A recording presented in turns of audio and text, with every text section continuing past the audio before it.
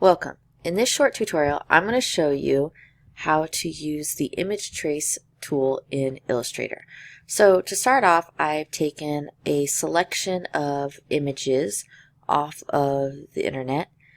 These are all clip art images. You really need to be careful when you pull images offline for copyright issues and things like that. So I'm just using these as examples that I found online to kind of show you the goods and the bads and the differences of using the image trace tool. So what image trace does in theory is it is supposed to actually turn an image like a photograph or a JPEG into a vector art. So it's supposed to actually outline and trace the image so you don't have to. So I'm going to show you some good examples, and some of these probably will not turn out so well. So the first one I'm going to start with is this coffee cup here, because this one should turn out pretty well. So I found this by searching coffee cup silhouette. Now, in order to use the image trace, all you do is simply click on the image that you want to image trace, go up to Object, and go down to Image Trace, and go over to Make and Expand. There is a little bit shorter way, and I'll show you that in a minute. So you want to click Make and Expand, not just Make, because Make and Expand will actually turn the entire thing into a vector, and I'll show you what that looks like. So I click Make and Expand, and you may not have seen too much difference, but what it actually did is it now created all of these as lines and pathways. Now this is all connected still, so if you right click and go down to Ungroup, now you can select the background and just do backspace to delete that white area. Now it's actually ungrouped the entire thing, so if you just wanted to keep this exactly how it is but just get rid of the background, now you can reselect everything and right click and go to group, and now you have everything grouped. Now you will notice it's not perfect. The edge of the cup here, you can actually see where it's a little flat. The rounding of the saucer is not symmetrical on each side, and even the steam is a little off. So it's not perfect, but if you're doing a rough draft or you're just trying to get the idea of something, this works pretty well.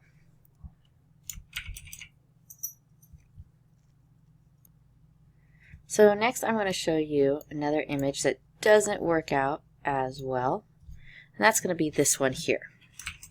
I'm going to zoom in. Now you'll notice that this image is already pixelated, and there's a lot of really small details in this one. So if I select the image, I go up to Image Trace here, and you'll notice that it traced it. Now it's still an image. You can't grab each item on its own. If you click Expand, now you can actually see that each item is its own vector graphic, so you can actually right click and click Ungroup and then delete the background. But you'll notice that the trees lost all of their details, and all those branches and leaves have kind of been merged into one.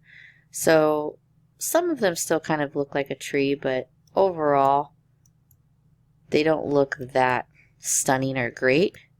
So this probably would not be the best type of photo to use for image trace. So I'm going to also show you what it would look like on a colored image. I find that silhouettes usually work best, but I'm going to come up here, and you can play around with these different image traces, but usually your normal silhouette one or your just image trace works fine. So this one, you have a silhouette, it removes the background, and you can click Expand, and then it will actually make it to where you can use each one of these points and anchors. So that worked pretty nice on this one. Obviously you'll notice you lost all the details. You can do the same thing on this one. This is already a silhouette, so if you go down to Silhouette, it traces it pretty decently. I'm going to do Control Z, and we'll see what a couple of the other options look like. If we go to black and white logo, not as clean as the silhouette one. If we try line art, you'll see that it just kind of grabs some of those basic lines, so that looks horrible. For this image, line art might work great for something else. Sketch art looks okay. So sometimes you just need to come in here and click this little down arrow and select your options and see what you can do. Usually if you're working with a silhouette, the best one to pick would be the silhouette option here. It still lost a lot of those details in the trees, but you're not going to be able to get much better than that. And it automatically clips out the background when you use the silhouette feature.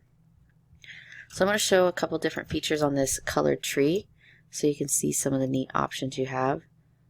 So you have the high fidelity picture. Now this one kept it in color, and if you expand it, you'll notice that there's a lot of different areas. So getting rid of the background could be a little bit more complicated on this one. So let's see if I was to try and get, oops, I have to ungroup it. Right click, ungroup, select the background. And as you can see, getting rid of the background's a little bit more difficult, but it kind of has this neat painted look. So let's try one of the other options. There's the low fidelity. This one has a little bit less details, kind of nice. And you can expand this one as well. So you'll notice it doesn't have as much craziness going on, but it still breaks it down into its different parts, which is really cool.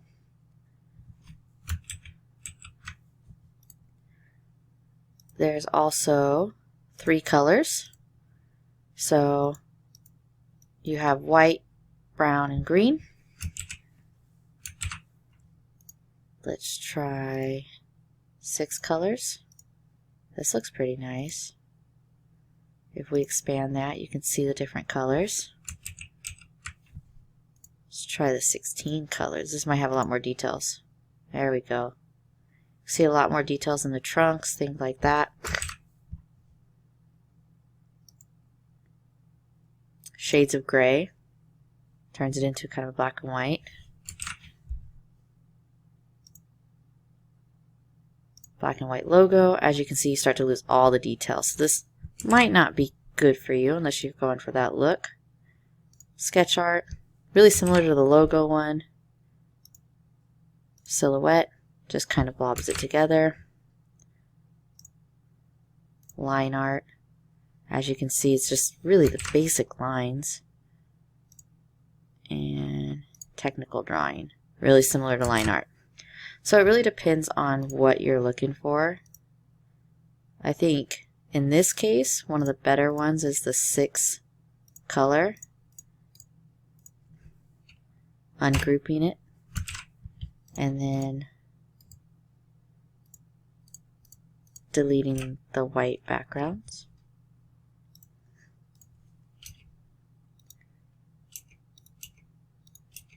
You can go in here and delete just those white areas, reselect everything, Control G to regroup. Now you have this vector tree, which works really nice. So a couple different options of how you can actually work with things.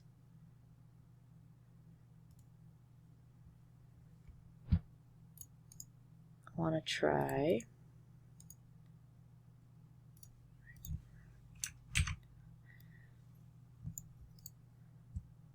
if you look at the 3 color one for this image, you start to lose some of your details. So each image is different. You really just have to try every image in the different settings. So this one worked great with silhouette.